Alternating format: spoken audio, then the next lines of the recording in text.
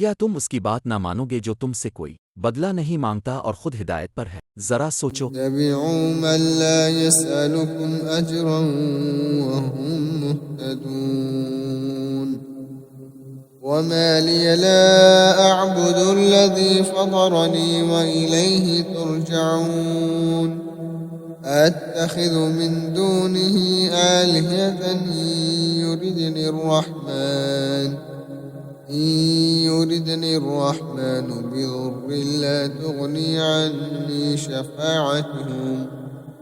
عني شفاعتهم شيئا ولا ينقذون إني إذا لفي ضلال مبين إني آمنت بربكم فاسمعون